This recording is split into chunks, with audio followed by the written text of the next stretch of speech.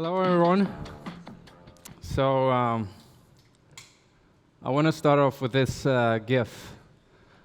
You see the guy in the front there, he kind of knows what's going to happen. You see that he's covering his face before the other guy is smacking that thing. And that guy, that's the tribal knowledge guy. That's the one that understands impact and consequences in your system. And the other guy, that's the IT technician that really wants to patch the switch without really understanding what's about to happen. And this is kind of, this we actually see in real world, right? We see this gap between IT and OT on both sides. And that's the same for the security world. So it's supposed to be saying traditional security world here, but I guess that got skipped. So that's the same gap we see in the operational world and the security world.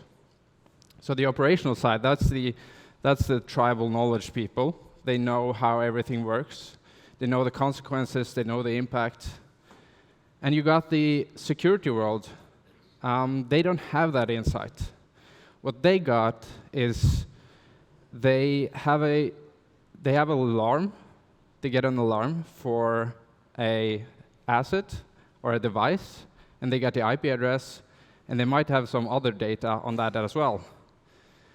And they understand kind of the alarm criticality. So they would understand that, well, this alarm, it is a vulnerability. Well, is that worth anything? It really depends, right? Vulnerabilities is kind of a hot topic. And is it an unknown device? That criticality is quite high. Is it an unauthorized access to a device? That criticality is also quite high. But what they don't understand is the business criticality or the system criticality. How does that affect into the operational world? That insight they don't have.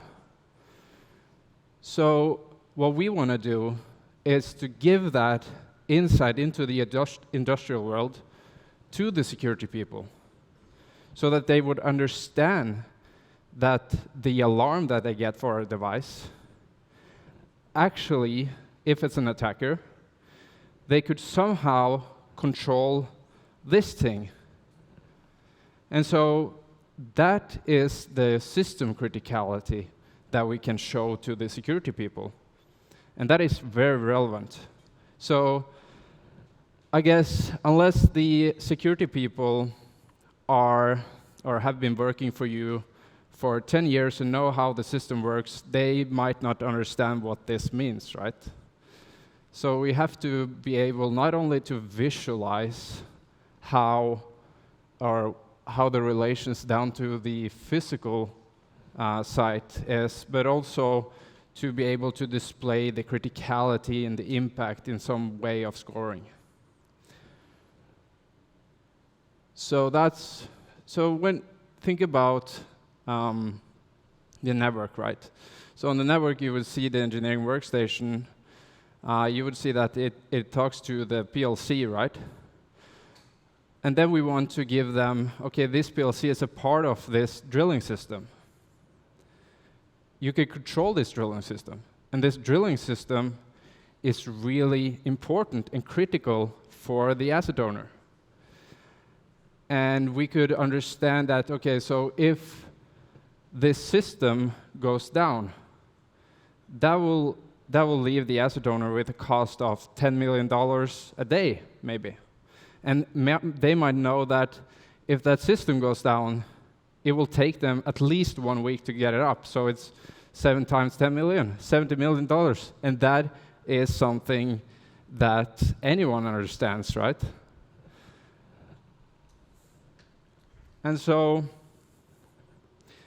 in order to get there, to give the security people, to give the security analyst that insight, and to achieve what I just showed you, we have to get data from a lot of different sources. We have to get data from network, as in all of the passive network monitoring vendors are doing.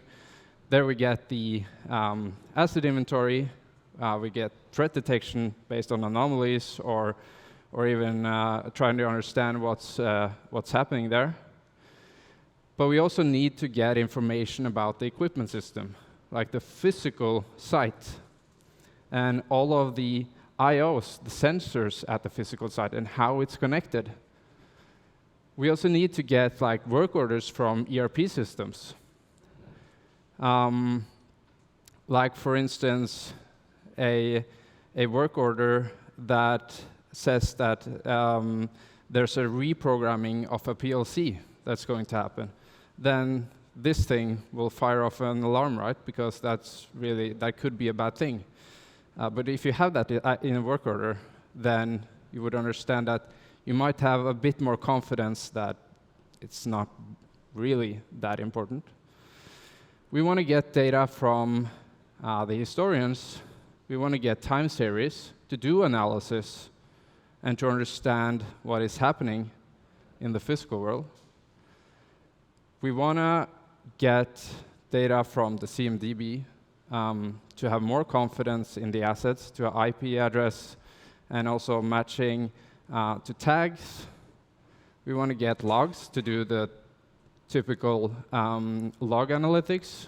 And we also want to get 3D models. 3D models to build like the digital representation of the site. And also images, like, for instance, doing computer vision on PNIDs to understand more. But this, as you see, this is not scalable. All of the application on top of all of these different data sources, and I'm not only talking about security operations center. I'm talking about predictive maintenance, engineering analytics, and all of the different applications that you can think of that you can use on top of all of these. And if every application have to implement some way of extracting data from these different sources, that is not scalable. It doesn't work. And also, like for instance, if we're doing machine learning on time series, and you got tens of different applications doing that at once, that system or that machine or historian that has that data is probably not scaled to handle that. So you'll take down the system. And we've experienced this, pulling data from a source system and thinking that we used it the way it was designed to be. But we maxed out the CPU and took the system down, and that's basically denial of service, right? So that's not good. And so we need something more. We need the layer in between here. We need an API, because if we do that, then these things here, those are extractors. So the thing that the extractor would do is to pull the data that we're interested in and put it into the API. So it doesn't need to take care of storing of the data and availability. And it could also be set up to handle the fragile systems and to pull the data as often as it needs to pull it, and as often as it can pull the data. And these extractors, those can be reused across customers or asset owners. So that scales way better. And on top here, all of the different applications, they would only need to implement one interface for the API, where all the potentially all the data is. So they don't need to take care of data storing, they don't need to take care of contextualization, they only pull the data they want, and they can do as much analytics as they want. Because in this layer, that's where we do the transformation of the data, and to store the different data in the proper database with the proper technology, and also be able to do the enrichment, take an asset from one system with its attributes, and from another asset from another system with its attributes, and find out that this actually is the same asset, and enrich the data. But most importantly, contextualization. And contextualization is really about getting all the data and putting it together and making it as realistic as possible to represent like the real world, but in a platform where you can do analytics on top of it. So I want to show you this. Yeah, so this is a fully contextualized site where we have the 3D models. We have all the asset hierarchy mapped onto the 3D models. And we also see that the assets also have more information, contextualized information. We have the documentation data, and we have time series data. So all the time series data, and you can pull it off the platform. And you could do historically. So think about it from a forensics perspective. Having this and being able to see that, okay, so we got attacked 1 month ago. What was the actual state of our site at that point? Like using this time series data to understand what the attacker actually did. And also mapping it onto PNIDs, right? To see that the PNIDs, is it correct? Has it changed according to the 3D model?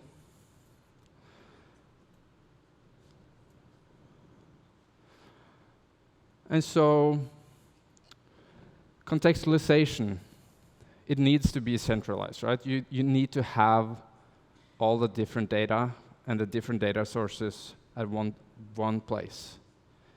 And on these industrial control systems, it's a lot of different systems at an asset owner or at the site, and those are siloed, right?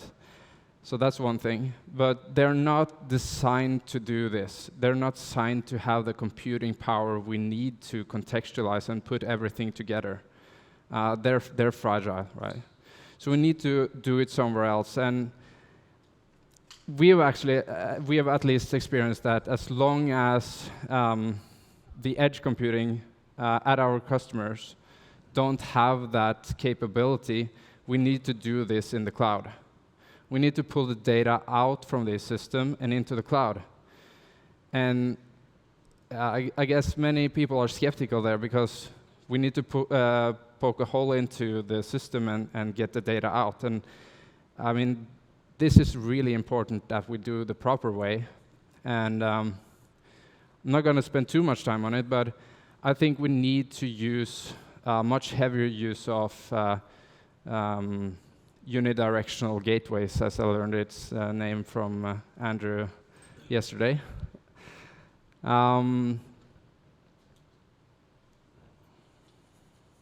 So when we have all of this data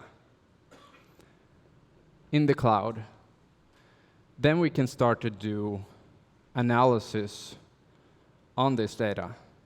And so instead of only hunting for malicious activity, so I'm not saying that we should stop hunting for malicious activity, but additionally, we can do analysis on time series data, to do machine learning to understand anomalies on time series data. And that is a really hard challenge. And in our experience, you can't only use machine learning on top of time series data and try to think that you understand everything. So in our experience, we need to have some sort of a hybrid model. We need to mix in the physics and domain knowledge into the security models on top of this, so that we can start hunting for unhealthy systems no matter what caused it. So it could be that it was a malicious activity that we detected on the network, and as a result, we see that they actually traversed into the ICS and did something, and then we also detect an anomaly on the time series data. But it could be something else, right? It could be just something malfunctioning, or it could be someone that did something not on purpose. So I think this is one of the things that are really interesting for us.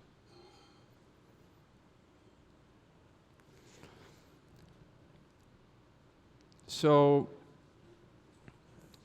I want to say that we want to bridge the gap between the OT and the IT.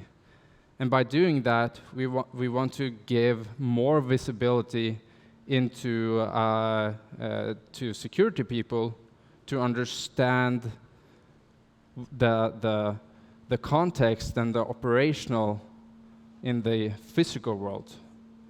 And in order to do that, we need to pull the data out of the systems, and we need to pull it into a place where we have the computing power, where we have the availability, and then we can do analysis on top of this. So if we do this, then we could revolutionize the way we do security risk management, but also the way we do security operations. And by that, I think we could also revolutionize the way we look at OT security.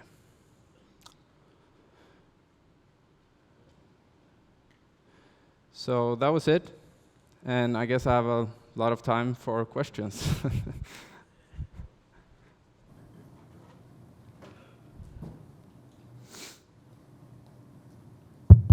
Hi, Aslam from MITRE. Hello. A question on exporting the data from the customer's perimeter to cloud. How, from your experience, how open are they to do this? Because this is a big challenge, right? Yeah. Could you share that, please? Yeah, so I think it's a lot about maturity at customers, right? Some customers find that very, they think that it's really dangerous, but I think the benefit of doing this, not only for security, but for digitalization, to use this data for other stuff, like predictive maintenance, and I think that is, the benefit of it is quite high. So they're willing to do this. And of course, we have to address the challenge of doing it the proper way. So that's what I said about unidirectional gateways. I think the industry needs to make more heavy use of them, because they tend to open up in the firewall or put it in the DMC and then do it that way. And I guess it might work, but it's easy to make it wrong.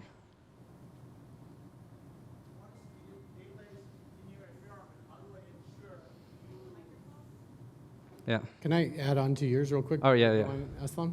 Sorry, I think it's related. I was in a situation with a similar product that would contextualize all the physical assets of an industrial site. And when we involved physical security, they said, not only no, but you're just not going to do it, sort of thing. Yeah. So the idea that physical security attacks could be planned by using this data made us start to look at why put the data in the cloud. And so that's my question to you. Why not leave this information behind the diode, protected from all the outside attacks, where people who need to use it are on-prem and could go do all the contextualization? What's the advantage of moving this to the cloud versus keeping it contained where we would essentially require a physical attack to obtain it? I mean, if we could do this on-prem, we should, right? Right. But the hardware is not there, the technology is not there for for the asset owners. So, I mean, not that the technology doesn't exist, but it does exist, right? You could build a cloud, local cloud, private cloud, right? Cloud. But the customers don't have that, and it's cheaper to pull it out in the cloud. And it's, I think, once the data is in the cloud, then it's secure, right? So I think the issue here is to create the whole out, and to do that the proper way, because when it's in the cloud, I think the IAM there is better than what they got, at least. Does your product have an on-prem cloud option? Is that a capability that you offer? So the only thing that we require is Kubernetes to be there. Thank you. So that could be private cloud, right? Yeah. Before asking my follow-up question, I just wanted to add to something on this. I mean, now even Amazon offers the edge version of their cloud, which can sit on-prem, and then you maybe abstract the metadata required for your analysis or transform data, and that only you can send, stripping out all the IP address. And those options are available even from an infrastructure architecture perspective, right? Yeah. So distributed cloud options are available. Yeah. Now, going back to my previous question about data, once data is in your custody, how do you guarantee that data and insight will be protected, plus will not be used for anything other than the customer's own use? Meaning, you could extract intelligence and say, okay, long term, you could sell that as a product itself based on the customer's data, right? Yeah, well, so first, the data is yours, right? It's the customer's data. I know that some companies have other models, but that's our model at least. So you own the data. And we got security measurements in our solution to make sure that it's not violated, and to make sure that we have heavy access control. So access control is one thing. To be able to do audit, like in audit logs, who have access what, when they did access, who deleted what was it used for, etc. So you could monitor the usage of the data. And so you also got like the security for the cloud vendors also backing everything. So, yeah.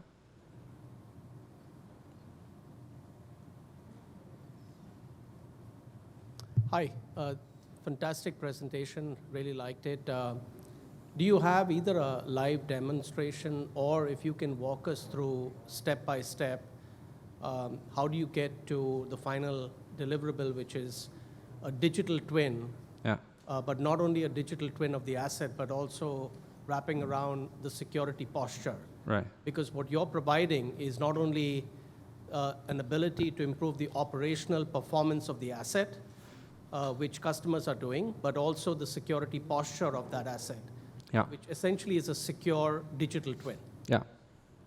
Yeah, so I don't have anything else than what I showed you today. Yeah, we're working on this solution also. I mean, so could you repeat the question again? Like, what was the... Like, to get to a secure digital twin, what are the steps a customer would need to go through? All right, so first, I mean, we have to get all the data from the different source systems, right? So you have to deploy these extractors, and either we do it or you create them and send the data to the API. And there's all the contextualization we do. But then you would also need to put like the system criticality information into the system, like in security assessments, to be able to do the security management and to be able to understand what is important for your system, because that might be different from, or it is different from asset owners to asset owners. So you would have to put the work that you're doing already in asset assessments, security assessments into the system.